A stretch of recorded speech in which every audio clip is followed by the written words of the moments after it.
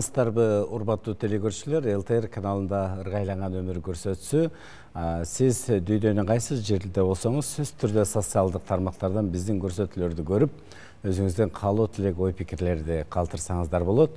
Кыргыз обон дүйнөсүндө кайталангыс керемет обондорду жараткан Кыргыз Республикасынын эмгек сиңирген артисти, обончу көптөгөн сыйлыктардын ээси Мукан Рыскулбеков агайыбызды бүгүн биз эскерген турабыз.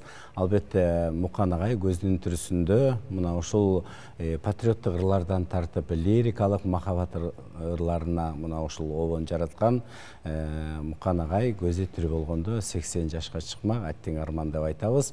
Бирок Мукан Рыскулбековдун ырлары бүгүн дагы эл ичинде жашап, таланттар мына Мукан агайдын ырларына экинчи өмүр берип ырдап келет.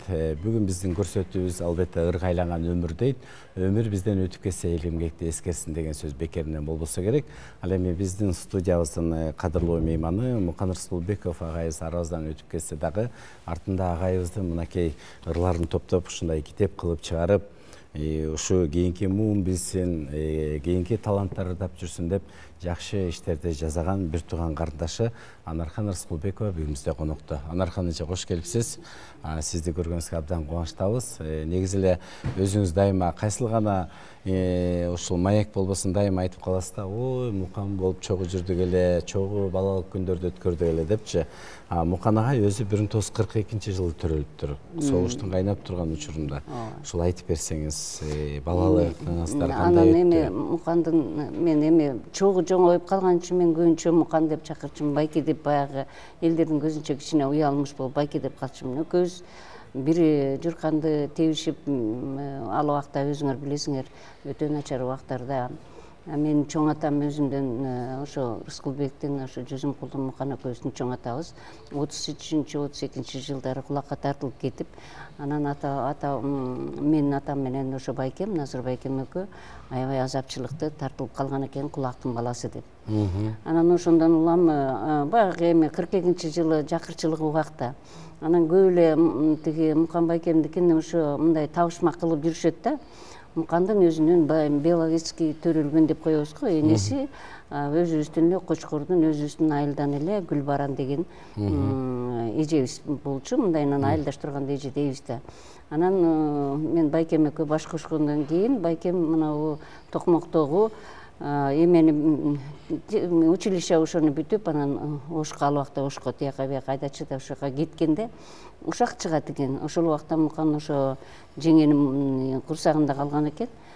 Анан ушак уккандан кийин артист болгусу келген биял жеңебиз ошо менен төрөп туруп, ошо тыштап койгон экен 3-7 жашында албайм деп эрегишип.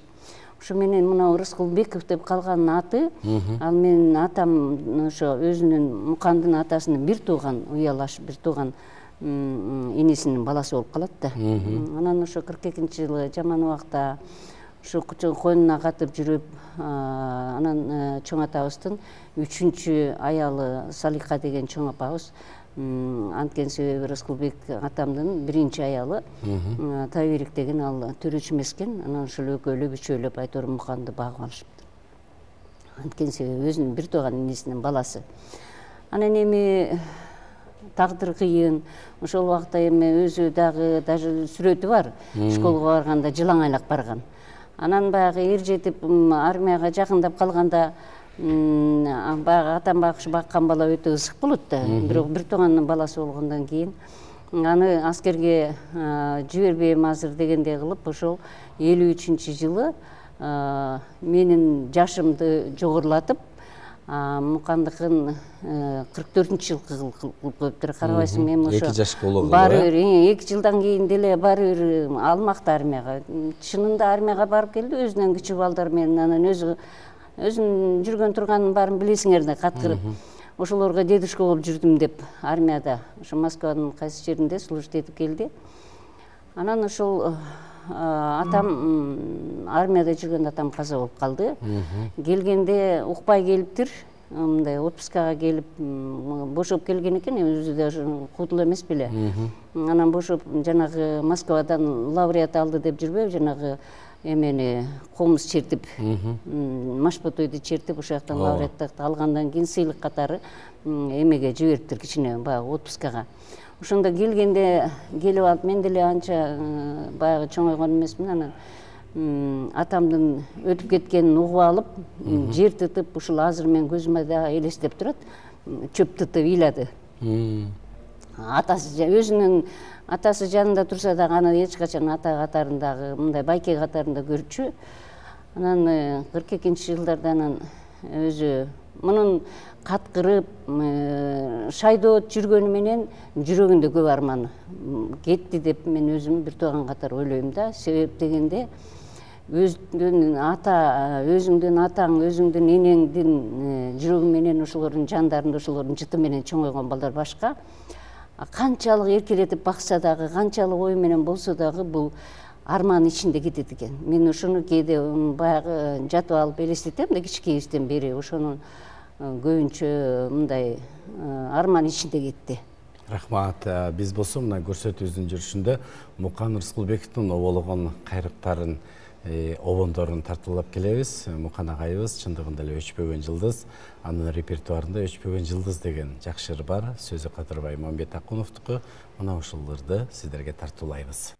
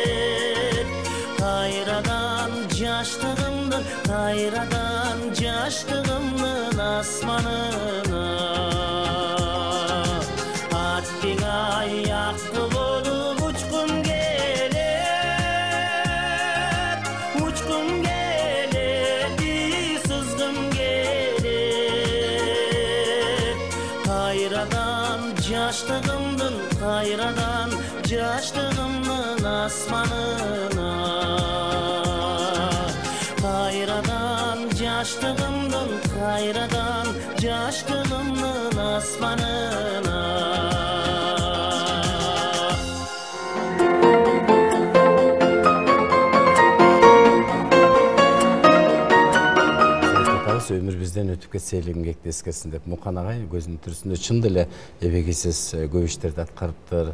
Мына өзүңүз билгендей Күрөңкеев атындагы окуу жайда, андан кийин Бүйсара Бешеналиев атындагы искусство институтун бүтүрүп, ушу сиз жогоруда айткандай советтик армиянын катарында өтүп келгенден кийин Алый парус деген ырбий ансамбль түзүптүр. Ошондон да кабардыгыңыз бардыр. Бул көп эле мындай ансамбльдерди көп эле жерден түздү. Өзү мындай ошого өзүнчө шыктуу экен да. Өзү деле бир жерде окубай, адегенде Күрөңкеевде эмеде мектепте окуп жүрүп, бул мына Кара Балтадагы бир почтовый деген мектеп бар болчу, ошондон окуп, Жалаң Бешке окуп, анан Будённый мен окуган мектепке физкультурадан мугалим болуп калган. Ошондой эле ошонун өзүнүн негизи адам баласы талант болгондон кийин бир эле талант эмес, шайдооттук дагы көп нерсени ойго салган нерсе болот окшойт.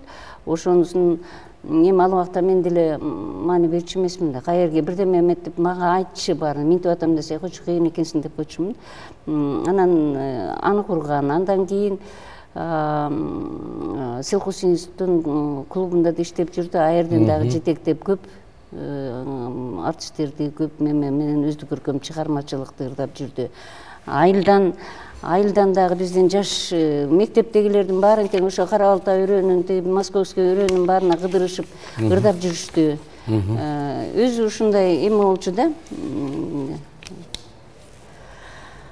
Өзү бир нерселерди ойлоп бир жерге туругу жок. Анан башында үй бүлөдө эле биз деле баарыбыз көп мындай обончу болот деп ойлогон эмеспиз. Анын талантына деле маани берген эмеспиз. Ал убакта өзүңөр силер жакшы түшүнүп турасыңар. Ал убакта жашоо өзүнчө кыйын болгондон кийин ар бир баланы ошол убактагы ата энелер деле ойлогон эмес да. Балабыздын таланты барбы, тигинтиш керек, келечекте эмне болот деп эле курсакты тойгузуш керек, эптеп баягы аман эсен чоңоюш керек деген ниет менен жүрдү да. Анан бул өзү менен өзү жүрүп ушунчалык эмеге жетти. Эң сонун. Анда биз дагы мына ушул Мукан Рыскелбековдон дагы бир керемет кайрыгына кезек берели.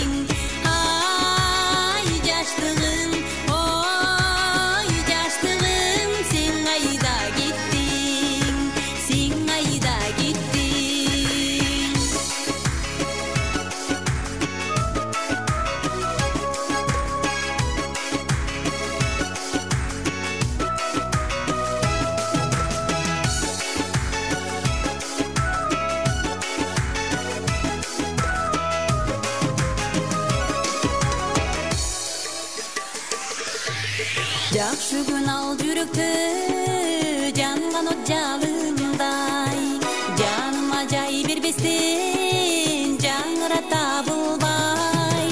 Бир келчи деп жалынтып, жаш кезегим сагынтып, сен кайда кеттиң?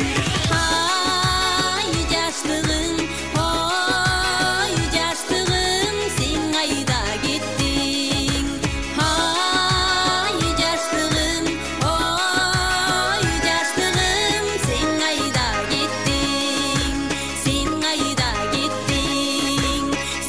кайда кеттиң?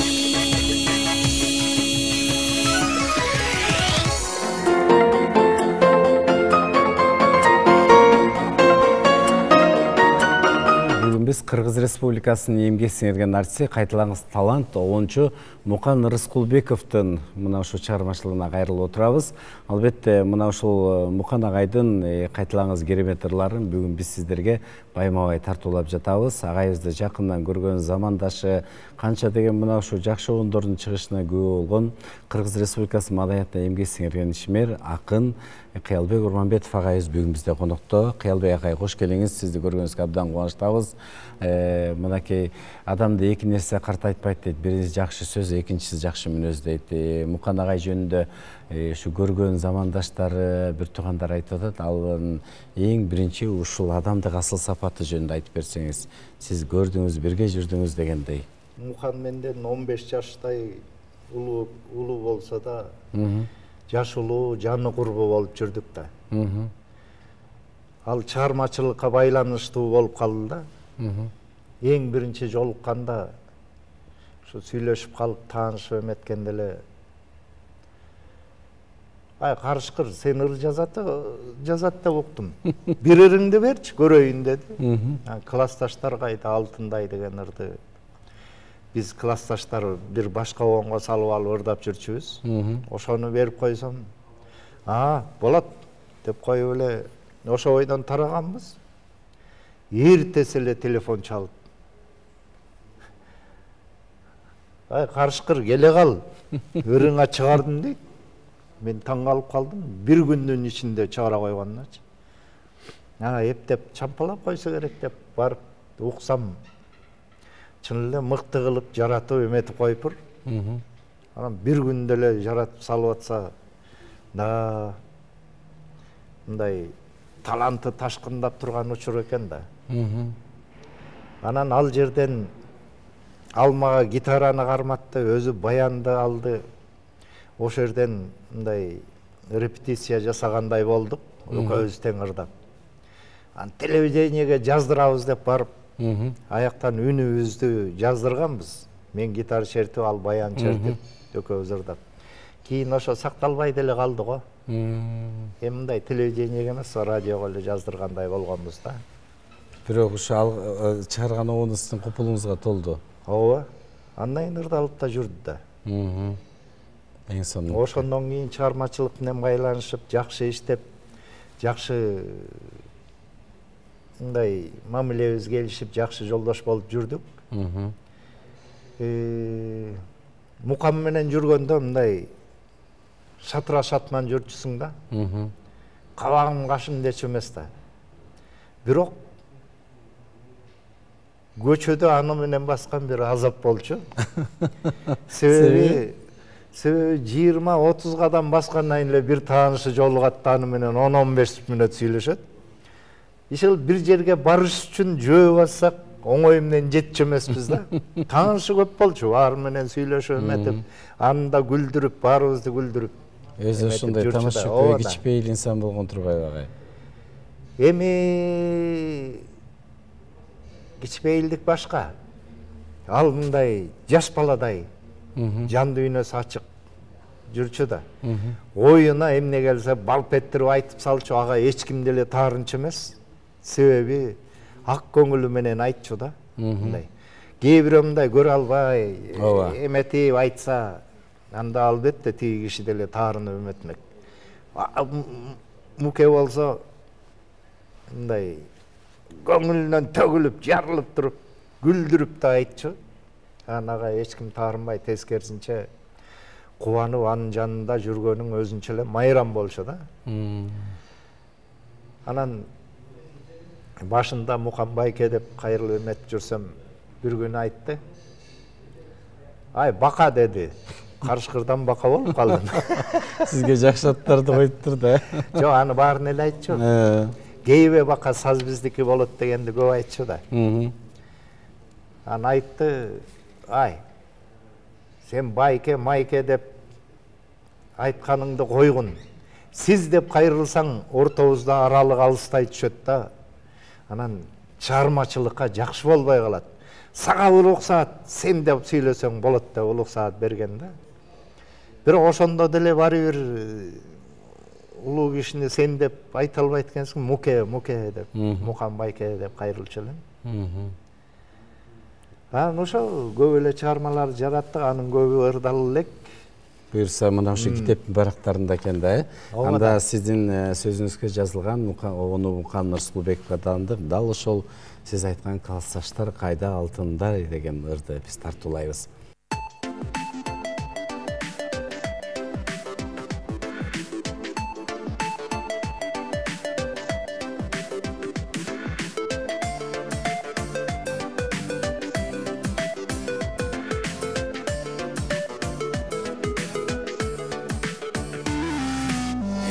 Гитары колдо ункандып,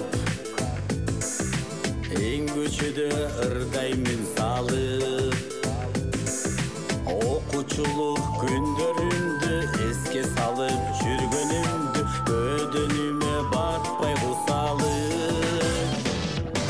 Токтой турчу мезгил талпынбай, өтөсөң эми окумгандырбай.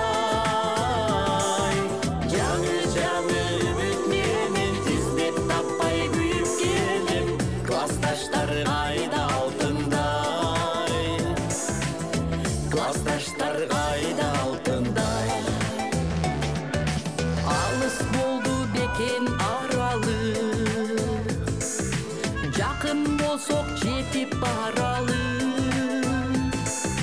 Тагдыр өзү кошсо керек, кандай сонун достор элек, мына минтип чилдей тарадык.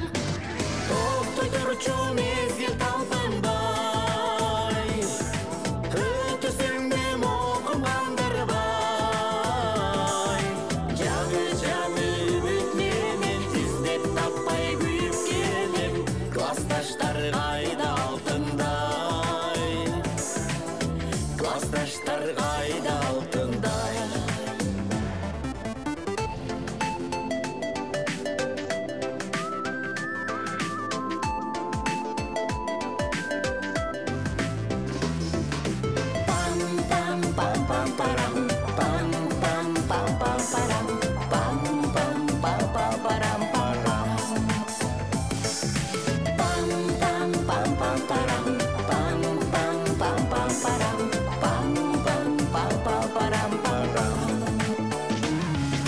Күтүүдөгү күндөр учачай, мейлі өмүрлөр өссүн узактай. Кош айтышпай калган элек, жолугабыз анда демек, бирок дагы кош айтпай.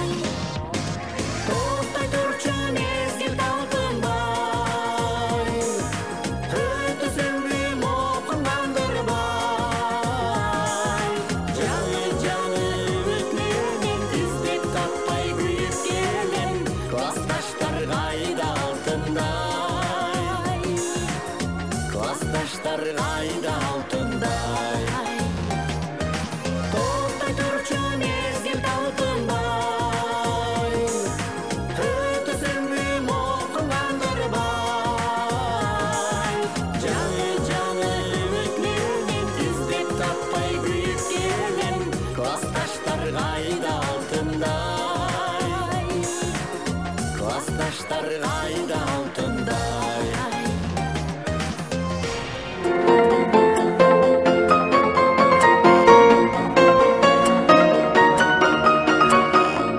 Агай, Мукан Нурсулбековдун оңдорлары бүгүн дагы эл ичинде жашап жатат. Мынакей бир тууганы Анархан эжекебиз ошол ырлардын баарын чогултуп, ушинтип китеп кылып чыгарып, кайрадан бул китепке дагы сиз абдан жакшы эскерип бергенсиз да ырларыңыз менен. Ушу көргөн инсан катары абдан жакшы баягы эскерүүлөрүңүздү көп баардыгы окуп сизге баа берип атат. Анан өзүңүздүн дагы ушул Мукан агайга жазган ырларыңыз көздүн түрсүндө баягы сиздин чыгармачылыгыңызга да жакшы баа берген турбайбы? Демек, сиздин сөздөрүңүз дагы баягы куюлушуп биринен бири өтүп мыкты жазылган да ошон үчүн. Эми ошо мукемдей мындай даалдаган киши менен жүрсөң, таланттуу киши менен жүрсөң, талант жугушат экен, оошот экен, анан андайда жаман жазуу да уят экен. Бирок сиздин ырларыңызда калет жок агай. Эң сонун. Анда огур бериңиз. Ошо Мукан Байкем деп ошо Мукенин жүзүн ачкандай, колуман келишинче жүзүн ачкандай экөөбүздүн бирге жүргөн убактыбызды ыры кылып жазган элем, Мукан Байкем деп. Учурунда муну жатка окучу элем, азыр эми Эч нерсе эмес. Мукан Байкем. О ал кезде мен көнөк баш жаш акын, обологон сен обончу бакасың, эчен айттың саз биздики кейибе, экөөбүздөй бакатайлар жашасын. Дүңк деп муштум капыстан, далым уюп ачышкан, барскан менен ургандай калдаң этем, кычырасам кылчайып, күлүп турат ырсайып. Мукан Байкем кандай экен? Айландырып салтанатка кечти биз, барган жерде ырдан жамгыр төкчүбүз, сайран куруп кол бошобой коноктон, саякатчы бака болуп кетчүбүз. Сотка деген жок эле, көңүлүбүз ток эле, издеттик го үй жайга барбайын эчен. Эл сыйласа ардактап, эргип кетчү дардактап. Мукан Байкем кандай экен? Мурут сылап, канат күйлөп калганда, мурч аралаш курч сөзүнө таң калба. Классташ деп чыга келет дос болуп, 90-догу кемпир кесек чалдарга. Кайрылгандай жаш курак, баары күлүп жактырат, тамашадан карылар байлайбы дем. Айтса бирөө алкап сөз, асыл досум жайдак төш. Мукан Байкем кандай экен? Эч аянбай толкуп ташып жайнадык, эртесинде ичилбестен чай калып, желден кабар айттырган чоң бакага жетер элем тез жардамга айланып.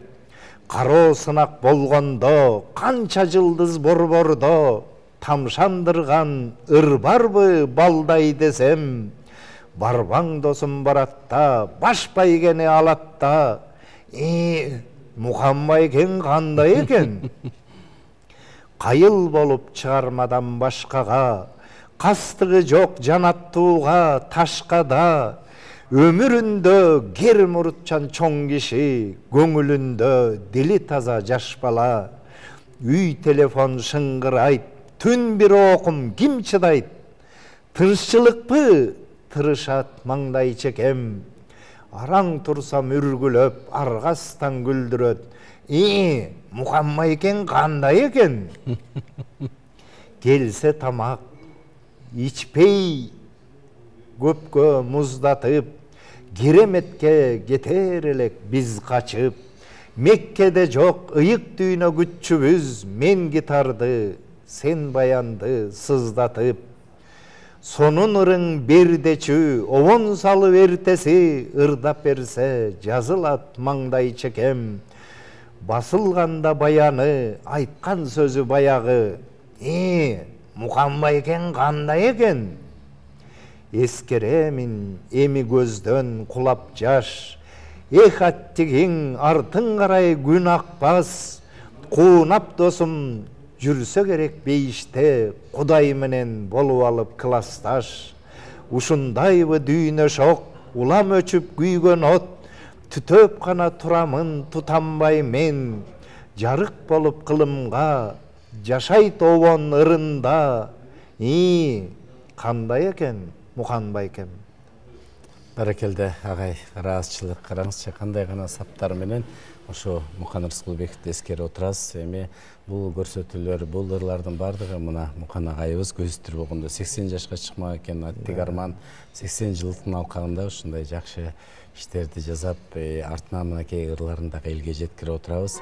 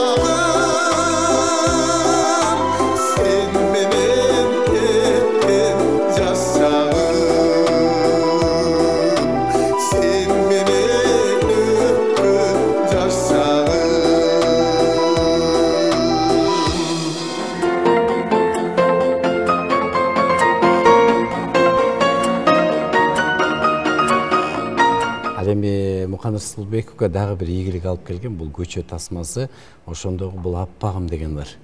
Ошону айтып койсоңуз, бул дагы мынакей элдин жүрөгүнө жетип, баардыгы бүгүнкү күнгө чейин ырдап жүрөт. Бул аппагым деген ырын тиги бизде баягы мектепте эми силер жаш балдарсыңар, баарыбыздын эле бала кездеги бир жаш кезектеги сезим болот да. Анан ошо бизде Бактыгүл деген айылдаш эмес, эми колхозубуз бир кийинки селодо Бактыгүл деген аделе фармацевти бүткөн, жакшынакай ап-апак болгон, жакшы өзүбүздөн ошо айылдаш кыз болчу да. Негизи ошол менен сүйлөшүп аскерге чейин ошону алам деп жүргөн окшойт да. Жаш кезектигин алам деп, бирок ошону аябай жакшы көргөн. Анан кийин Мукан аскерден келгенче аны ала качып кетет. Ал деле художникке чыгыптыр. Анан ошол Бактыгүлгө арналып чыгарган ыр аппагым деп. Экөөнүн баягы армияга кетип аткандагы узатса керек, жанагы сөздөрүнүн мааниси. Мына бул жерден деле кийинки эме обондорун чыгарып жүргөн өзүнүн замандаштары деле айтар. Бул обонду чыгарып алып, анан сөздү таап, обонду чыгарып, болбогон жерин кыйнап отуруп, ошол жазгандардын баарын тең Эралиев деле айтпадыбы, мээрин оңдоп бериңиз деп. Анан ошо аппагымды ошо Бактыгүл деген эң биринчи менин жүрөгүмдө эң туңгус сүйүүсүн арнаган. Мынакей ушул ар бир ырдын өзүнчө тарыхы бар дейт. Мукан агайыбыздын 200дөн ашык обондо ырлары бүгүн дагы баардык ырды албаса дагы Мукан Рыскулбеков деген мына ушул ысымга тааныткан, анын өзүнө таандык жакшы мыкты обондору бар. Мукан агайдын жеке эле мына ошо обондору сахнада гана ырдалбастан, анын ырлары мына ошо кинодо дагы ырдалган. Биздин көрсөтүүбүздүн экинчи бөлүгү тарыхка бай обондор. Бул көпчүлүк жакшы көргөн, албетте бул издеп жүрөм деген ыр. Ушул жөнүндө кабарыңыз бардыр. Бул издеп жүрөм дегенде өзү мына киностудия жака барып калса, ошол жакта конкурс болуп атыптыр. Ошол жанагы Алый Макис күлдү тартыш үчүн Шамшиев, Болотбек Шамшиев режиссер. Анан бу дагы катышса, алар кичине мындай маани бербептир. Эми мунун жүргөн турганына карата эми бул эмнени жаратат дегендей кылыптыр. Өзү деле ошону айтып, кээде күлүп калчу. Анан бул келип эле анан Ашым Жакыпбеков менен ага түшүндүрүп айтып, анан обон чыгарып, ошо отуруп алып эле. Бул бат чыгарчы, обонду отуруп эле чыгарып эле, анан кийин эле уксаң деп эле бизди кыйнап калчу да. Анан барып ошол жерден ырдаганда Шамшиев жактырып калыптыр. Ошо менен ошол жерден ошо анан Гүлүсүн Мамашева дагы анын да эмгеги зор да, үнү да жакшы, ошо кинодо экөө мындай айкалыша жакшы ырдап, жакшы ошо кинону жакшы алып барган үчүн бул аябагандай элдин жүрөгүнө жеткен. Обон чыгарган өзүнчө, ырдаган кишинин дагы үнү анан өзүнүн эмеси мындай шайкеш келишкен үчүн муну бирөөгө деле арнаган эмес, ошо Алый Макис Скүлдү тартып атканда, ошо Скүлдүн эмесин тартып атканда конкурска катыша коюп эле чыгарган. Эң сонун билесиздерби, мына ушул Кыргыз кереметинде Скөлдүн кызгалдактары деген тасма бар. Мына ушул жерде издеп жүрөм деген ырды Гүлсүм Мамашева ырдап, мына бүгүнкү күнгө чейин аны дагы шөкөттөп, жаңылап ырдаган таланттар көп. Анда биз дал ушул издеп жүрөм деген сөзү Ашым Жакыпбековдун ырына кезек беребиз.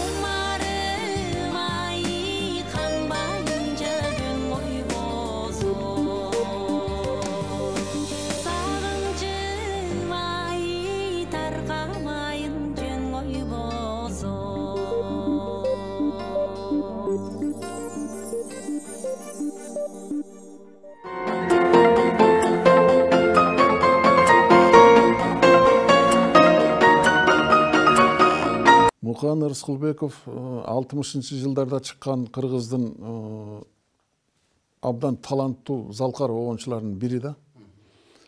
Бул кыргыз обондору жашыл экен, карап отурса. Ушул алгачкы Атай, Эгинчиев, Мусалар баштаган обондорго мына 100 эле жыл болоюн деп калды. 100 жыл болду экен атургай. Андан аркысын карасак, бага Бекбекей, Шырылдаң, Опмайда деген эле бир саналуу ырлар, башка эчтеке жок экен. Анан ар жагында автордук чыгармалар жок көпчүлүгүндө. Же такталбай калган, билбейм. Анан биринчи толкун ушу Атай Мусалардан башталып турду, Эгинчиев, Темиров деген азаматтардан. Аны ошондон жүрүп отуруп, кийин Айталиев, Түркмөнов сыяктуу обончулар чыккандан кийин, анан 60-жылдардын башында Калыбек Тагаев, Рыспай Абдыкадыров, Мукан Рыскулбеков, Аксубай Атабаев, Сардарбек Жумалиев, Үсөн Сыдыков, эмне деген залкарлар. Ушулардын баары катар чыкты да. 60-жылдар жиш эле туруп калды да. 2 күндүн биринде жакшы болгон, 2 күндүн биринде жакшы болгон, ар бир жекшемби күнү радиону тыңшайбыз. Ошол жерден анан же Аксубайдын укмушу кетет, же Рыспай аканыкы кетет, же Мукандыкы, ушундай айтыр. Биринин артынан бири. 60-жылдар ушу обон, кыргыз обонунун ренессансы болгон деп да айтса болот да. Аны ошол чоң обончулардын арасында Мукан жүрдү. Мукан өзү орустар айтат го, человек праздник деп. Жаркылдаган, шаңкылдаган, кейип кепчибеген, кейбе бака саз биздики болот деп эле ар кимдин көңүлүн көтөрүп бакылдап жүргөн обончу болчу. 71-жылы Композиторлар союзу жаш обончуларды чакырып пленум өттү. Ошол пленумда биз биринчи, экинчи курс болуп калганбыз. Анан ошол жерде биз тааныштык. Рыспай Абдыкадыров агам менен мен 9-класстан эле тааныш элем. Ошол жерден Мукан менен тааныштым, Бадыкеев менен тааныштым, ошо обончулардын ичинен. Калыбек Тагаев болсо биз менен бир бөлмөдө жашайт эле ал кезде. Ошондой болуп баарыбыз сүрөткө түшкөнбүз. Ушул сүрөт менде бар да. Ал сүрөттө мына биринчи катарда отурат Жолдубай Кайыпов, Калыбек Тагаев, Рыспай Абдыкадыров, Мукан Рыскулбеков, аны жанынан Бадыкеев. Ушу биринчи катар бүт кетти да. Кызык сүрөт бар. Мен ал сүрөттү дагы китебиме киргизип жазгам. Ошонун ичинде Мукан Калыбек менен Рыспайдын ортосунда отурат, экөөнү тең кучактап. Экөөңөр обондун канаты болсоңор, мен денесимин деп отурган ошондо. Тамаша көй болчу абдан. Анан Мукандын бир өзгөчөлүгү башка обончулардан. Мисалы конкурс жарыяланса, ошол конкурстун мүнөзүн, багытын, анан музыкалык каражаттарын башкаларга караганда абдан ийгиликтүү табат эле. Жана Алдар Көсөөнүн ырын табыш керек деп калыптыр бир күнү. Музыкалык коом деген бар болчу, эме театралдык коом деген. Ошол жерде конкурс болуп калды. Анан барсак, Алдар Көсөө эшек минип алып ушинтип айыл кыдырып жүрөт экен, анан байларды алдайт экен андай мындай. Эми ошонун ырын табыш керек дейт да. Кандай элестетесиң? Бул Алдар Көсөөнү көрбөсөң, ал ырдаганын укпасаң. Бирок Мукандын тапканына баарыбыз күлдүк. Күлүп айттык, мындан жакшы болбойт эми. Мукан адамда жок сөздөрдү да ойлоп таап жүрөптүр да. Ошо эшек менен келатканда дейт, ал минтип ырдаш керек дейт. Лака дум, дум лака дум деп ырдаш керек дейт да. Токтогулов Абдымонов агабыздын боору өзүлүп калды. Баарыбыз күлдүк. Аны айттык, мындан жакшы табылбайт, ушул туура. Анан ошону Ош театрында коюп аткан, азыркы Ибраимов атындагы театрда коюлуп аткан да, Алдар Көсөө. Бектен деген жигит коюп аткан эле. Ошол ырды анан ошол жака алып кетишти, койгону. Ушул сыяктуу конкурстарда Мукан башкаларга караганда абдан баттабат эле да, мүнөзүн. Ошол тапшырык берилип аткан менен обондун. Далай конкурстарды жеңди. Анан Мукан көп кырдуу болчу, көп багыттуу болчу. Кээ бирөөлөр лириканы ырдай берет, башканы жаза албайт да. Жок, Муканда патриоттук ырлар дагы мыкты болчу. Атуулдук ырлар деп коебуз го. Бул келген жоктон башталды. Маликовдун сөзү болуш керек, келген жок. Келген жокту Качкын деген жигит ырдаган. Бул баягы согуш темасына жазылган, мүмкүн алгачкы ырлардан болгондур деп ойлойм да. Бирок өтө мыкты. келген жок, аябай дуу дей түшкөн. Муканды биринчи Кыргызстанга белгилүү кылган бул Лилия деген обону болду. Жолдошбой Абдыкалыктын сөзүнө жазылган Лилия деген обону бар эле, ал текстте Фабрика кызы деген тема менен чыккан. Анан ошого обон чыгарган. Бул обон абдан жандуу, шайыр, Кыргыздын илгерки обондордун баары муңдуу экен да. Анан ошол Мукан менен Калыбек тагай экөө шайырларды башташкан. Анан Лилия кадимкидей жигиттер шакылдап урдай турган бир өзүнчө ай жаркын обон чынында. Ошол анан Кыргызстанга дуу дей түштү. Ким экенин билбейбиз, бирок ушул Лилия деген обон чыгыптыр деп баары ысырдап жүрөбүз. Анан кийин көрсөк Мукандык экен ал. Анан согуш темасында бул эстенелер дегенди чыгарды. Ал абдан чоң обон. Анан Чолпонбай дегенде обон жазган. Аны Алтынбек Сапаралиев аткарган болуш керек эле. Ушул сыяктуу баягы граждандык темадагы, атуулдук темадагы ырларга келгенде дагы Мукан анын музыкалык каражаттарын абдан ийгиликтүү табат эле. Биз кээде лирикалык обон жазып жүргөн киши башканы жазса деле ошол лирикалык обондордун рамкасынан чыга албай, ошонун кайрыктарынан чыга албай эле жаза берет да. Мукан универсал болчу. Ал атуулдук ырларга келсе, анын мүнөзүн табат эле. Мисалы, бир Салижан Жигитов агабыздын сөзү болуш керек. Кызыл атчандар деген эмеси бар эле, обону. Ошонусу абдан мыктуу обон болчу, эмнегедир аткарылбай калды да кийин. Мүнөзү күн батып бараткандагы кызыл күйгүмдөгү атчандардын кетип бараткан мүнөзү аябай табылган да ошол обондо. Ушул сыяктуу кайсы багытта жазса дагы бул анын жолун табат эле, кайрыктарын табат эле. Өзүнө ылайык кайрыктарды.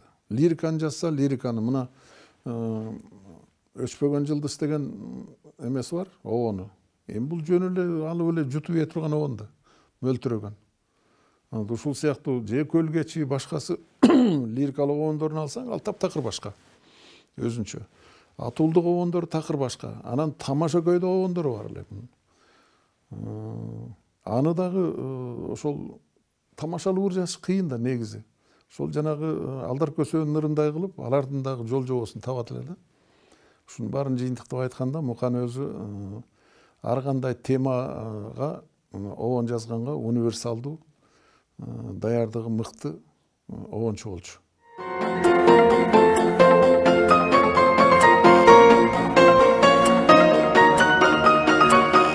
Кыргыз киносу, кыргыз керемети гүлдөп турган учурда Мукан Рыскулбеков дагы кыргыз киносуна чоң салым кошкон инсан.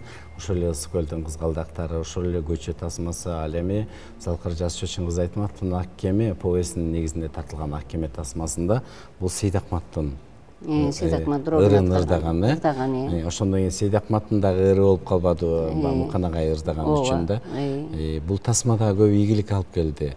Аны азыркы аябай ар кайсы жерде бүт эле тойлордо ансыз билишпейт го. Ооба, бирок ошол Мукан агай ошону гитара менен ырдаганда дайыр өзгөчө. Гитара менен ырдап, анан кийин аны айылдан эле өзүбүздүн биздин мына Бала айылчы деген айылыбыз, мурдагы айыл боюнча, илгерки боюнча Сталин деп койчу. Айылыбыз өзү ыржандуу. Ошо Мукан өзү кичүүбү, улуубу ылгач эмес. Кички менен деле, чоң менен деле, аксакал менен деле баарын бирдей эле мамиле кылып, анан айылдагы балдардан, ой, ал деги ошол Сейдакмат ырдаган ырды айран ичебиз, ачуу айран ичебиз, ачуу арак ичебиз деп ырдаганды илгери эле ошо эмелерде балдар карабактын ичинде селкинчек тепкен деле ырдачы. Ушу көз өткөндөн кийин мынакей китеп кылып чыгардыңыз. Бул китепке кандай ырлары кирди? Мукан агайдын ысымы каяка берилди, ошону айтсаңыз.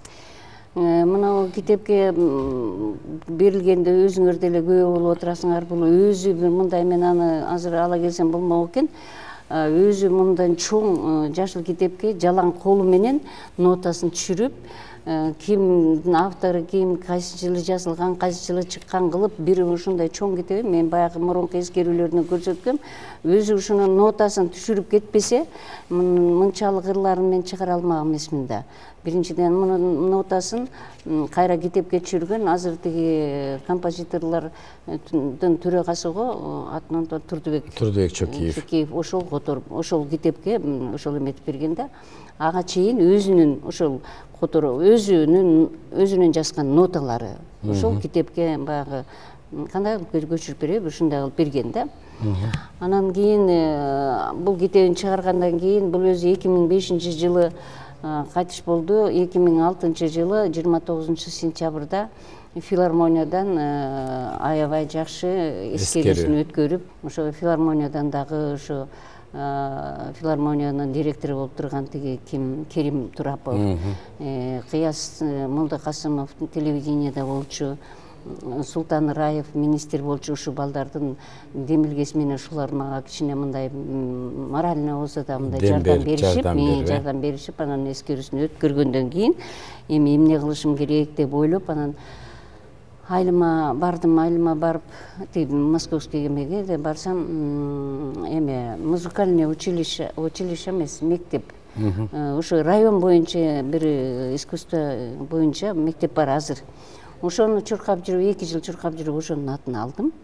Азыр ошо 2008 жылдан бери Мукан Рыскылбеков атындагы школ болуп, ошонун директорлору, мугалимдери, аяка да көп мындай өзүмдүн салымымды коштум, аракетим бар. Азыркы директору дагы жакшынакай келин иштеп атат. Азыр балдар да көп экен. Комуста дагы мындай пианинада дагы Мукандын ырларын орус мугалимдер, орус кыздар балдардын баары ырдап, ошол менен чоң жетишкендигим ошол райондогу чоң искусство мектебинин атын алдым. Атын алдырып, ошо Мукандын аты менен койдуруп, эми ошонун астына бир бюст койсокпу деп аракет кылып жүрөбүз. Эң сонун Кудай буйрса, эми 80 жылдын алкагында ал дагы өтөт болот экен да буйрса, Кичине Мукандын эмеси менен тиги сүрөтүн салып, эме кылып, анча-мынча медал жана жакшы окуган балдарга ар бир майрамдарда же болбосо конкурстарда берсин деп ошо директоруна мен айттым. Ошо анын эскизтерин жасап атабыз. Рахмат, ыраазычылык бар болсун. Мынакей Мукан агайдын ысымын жоготпой, артында сиздей болгон бир тууганы бар экен. Эжеке сизге бекемдүү соолук, күч кубат. Кудай буйрса, мына ушул Мукан агайдын ырлары дагы элдин жүрөгүндө жашай берет. Урматтуу телекөрүүчүлөр, бүгүн биздин көрсөтүүбүзгө жакындан жардам берген Борбордагы Заман ресторанына ыраазычылык билдиребиз. Биздин көрсөтүүлөрдү ЛТРдин YouTube, Facebook, Instagramдагы баракчаларына кирип, сөз түрдө Мукан агайдын ырларын угуп, өзүңүздөрдүн калып эле ой пикириңиздерди калтырсаңыздар болот.